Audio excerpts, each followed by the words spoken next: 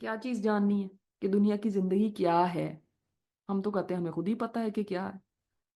वो जो हमने परसेप्शन बनाया हुआ है ना जहन में, उसको जरा भी एक साइड पे रख लें। ठीक है, दुनिया की जिंदगी क्या है भाई? मौज मस्ती है। कोई कहता है दुनिया की जिंदगी क्या है भाई? खाना पीना है। कोई दुनिया की जिंदगी क्या है भाई? काम करना है, मेहनत करना है, और यहाँ पे अपने आप को ऊपर से ऊपर लेके जाना है। और ये है, मतलब हर एक की कोई डेफिनेशन है। आप पूछें जरा लोगों से भी, क्या डेफिनेशन आप क्या समझते हैं? एक जरा सर्वे तो करके देखें कि दुनिया की जिंदगी क्या है, क्या बताते हैं लोग। और एक बताया अल्लाह ताला ने, अ, बनाने वाले से सीखते हैं। जिसने ये बनाई है ना, वो ही बेहतरीन बता सकता है ना कि क्या है। ना फायदा अपना कर लेना। गुजर गई उसके बाद समझा कि ये थी क्या, तो दोबारा थोड़ी मिलेगी। तो अभी से अपनी प्रायोरिटीज को हम स्ट्रेट कर सकते हैं, और हमें समझ आ जाए कि ये है क्या जिसको हम गुजार रहे हैं। ये है क्या, ये जिंदगी क्या है, इसका इन एंड आउट क्या है, इसका आउटकम क्या। तो बनाने वाले से सीखते हैं। और इससे ज्यादा ऑथेंटिक बात किसी की नहीं हो सकती। एक तो वो सच्चों का सच्चा, और दूसरे उसी ने बनाई है, और तीसरे सारा इल्म उसी के पास है। तो ए आलमू, जान लो, आपको दावत दी जा रही है, आओ समझो सीखो। क्या? अन्नमा, दुनिया की जिंदगी सिर्फ और सिर्फ ये है। क्या? लाइब। सबसे पहली चीज लाइब, क्योंकि यहीं से दुनिया की जिंदगी शुरू होती है। लाइब क्या है? खेल। अच्छा, खेल का मुफस्सिरीन ने क्या बताया कि लाइब उस चीज को कहते हैं जो दुनिया की तरफ रागिब कर देती है। और आगे आ रहा है लहव। लाहव वो है जो आखिरत से गाफिल कर दे। ठीक है।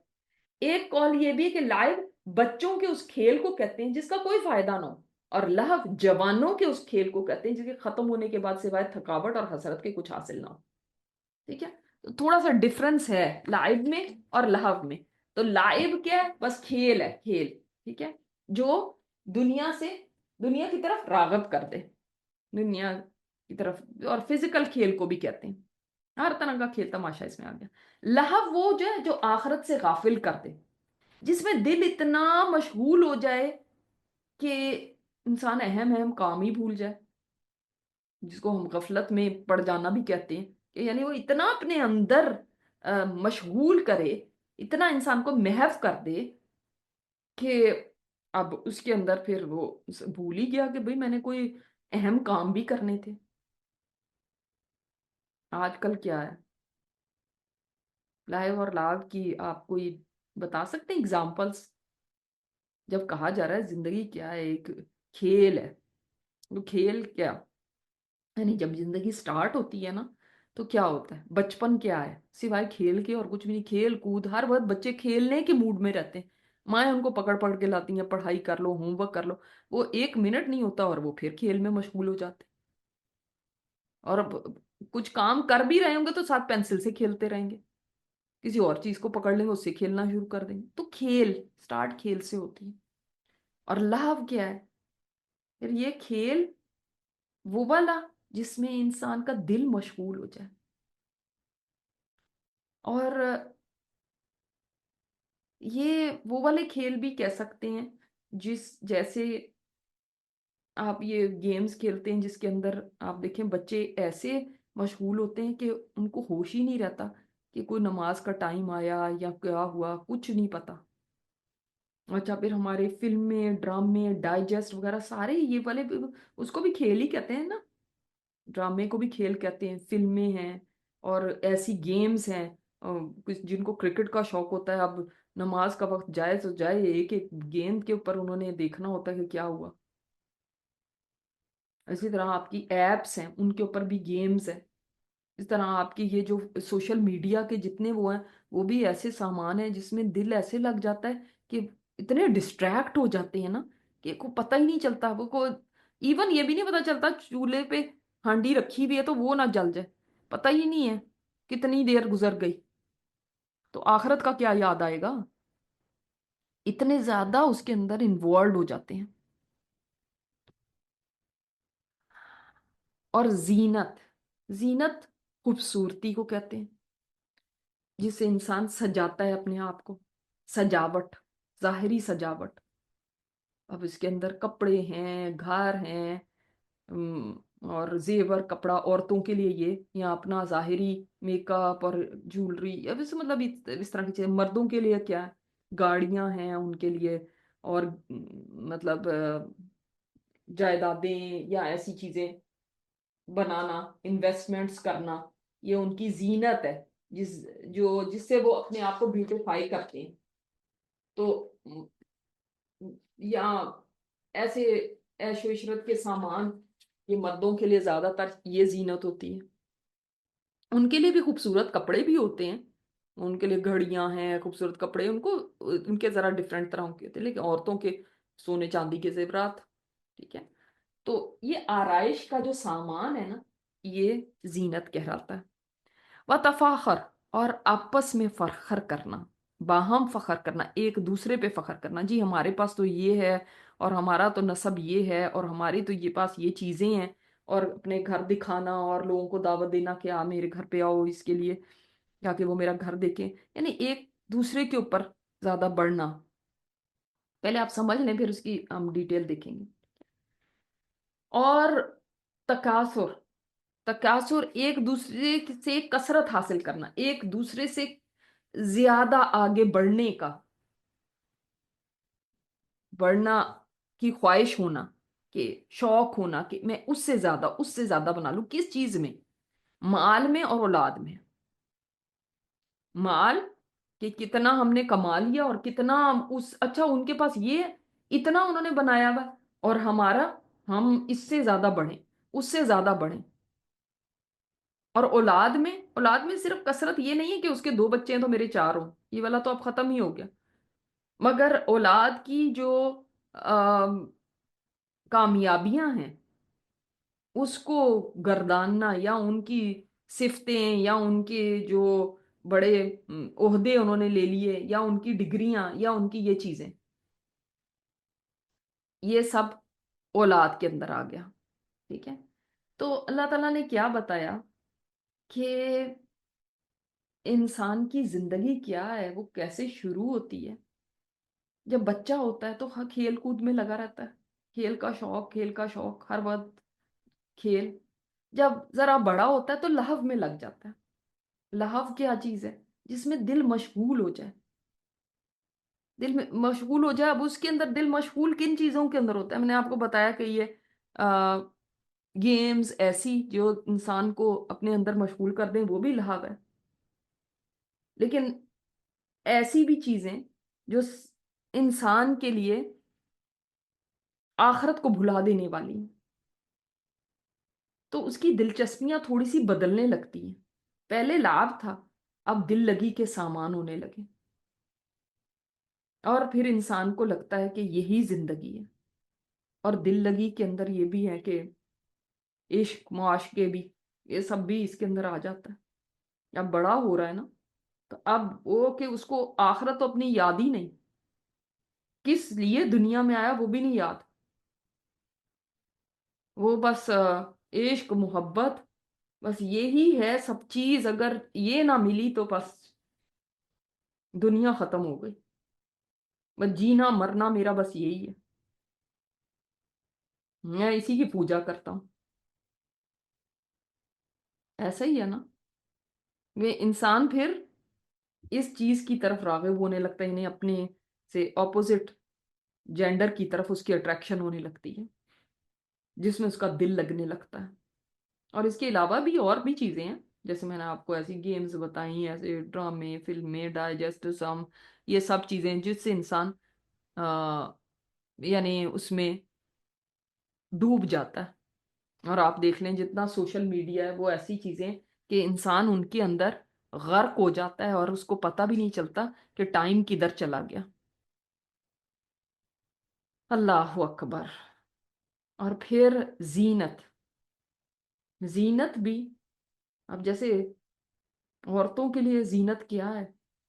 کپڑوں کا شوق، زیور کا شوق، برانڈڈ چیزوں کا شوق، یہ برانڈ نیم، یہ برانڈ نیم، سارا دن بیٹھ کے آن لائن اسی کے اوپر شاپنگ ہوتی جا رہی ہے، سارا دن گزر گیا ہے، پتہ ہی نہیں چلا کتنے گھنٹے چلے گئے۔ لیکن یہ شوق اس لیے نہیں کہ ضرورت ہے، کپڑے کی ضرورت ہے تو چلو ہم بیٹھ گئے، نہیں، اور نہیں تو نت نئے فیشن دیکھتے رہنا، آج کل کیا ان ہے، یہ زینت ہے نا۔ کئیوں کو کپڑوں کا شوق ہے، کئیوں کو گھروں کی چیزوں کا شوق، کئیوں کو گاڑیوں کا شوق، کئیوں کو اور بننے سنورنے کا شوق، کئیوں کو ڈگریوں کا شوق کہ ایک سے ایک ڈگری میرے پاس ہو اور میں اس سے بتاؤں، یہ بھی زینت ہے اس کے لیے، اپنے آپ کو سجاتا ہے کس طرح، اس طرح۔ اچھا پھر شادی، وہ بھی ایک زینت ہی بن گئی، اور جب پھر لائف تھوڑی سیٹل ہوئی شادی کے بعد، کچھ بچت ہونے لگی، گھر خرید لیا، بچے اچھے اسکولوں میں جانے لگے، تو فخر آ گیا۔ ابھی تک تو زینت تھی نا، لڑکے بھی بال سنوارنے اور اس کے اندر اپنے آپ کو ڈالے رکھتے ہیں، لڑکیاں بھی نت نئی طرح کے فیشن اور نت نئی طرح کے ہیئر سٹائل، اور ہر وقت یہی ذہن پہ سوار رہنا، اور ہر وقت مجلسوں میں بھی اسی کا ذکر، آج کل کیا چل رہا ہے، آج کل کون سا برانڈ ہے، تم نے کون سا پہنا ہوا ہے، اس نے کون سا پہنا ہوا ہے۔ اچھا پھر فخر آ جاتا ہے، جب فخر آتا ہے تو پھر اپنی گاڑی پہ فخر، اپنے گھر پہ فخر۔ اب نا وہ والا ٹائم تھوڑا سا گزر گیا زینت والا نا، اب تھوڑا یہ والا ٹائم آ گیا جس کے اندر فخر کی بات، اب لوگوں کو بتانا کہ جی ہم کیا چیز ہے، پھر انسان کی باتیں وہی ہونے لگتی ہیں، کوئی اپنے نام کے ساتھ بیگم صاحبہ لگاتا ہے، کوئی کچھ کرتا ہے فخر کے لیے۔ آپ صلی اللہ علیہ وسلم نے تو فرمایا ہے کہ اللہ تعالیٰ نے میرے اوپر وحی کی ہے کہ تم تواضع اختیار کرو، حتیٰ کہ کوئی دوسرے پر فخر نہ جتائے، نہ ایک دوسرے پر سرکشی کرے، تو فخر جتانا ایک دوسرے پر، ایک دوسرے کے آگے بڑا بن بن کے بیٹھنا، میں بتا دوں کہ میں کیا ہوں، یہ میرا گھر ایسا اور میرا کاروبار ایسا اور میری جاب ایسی، اور کسی نہ کسی طرح اپنے کارنامے بتاتے رہنا،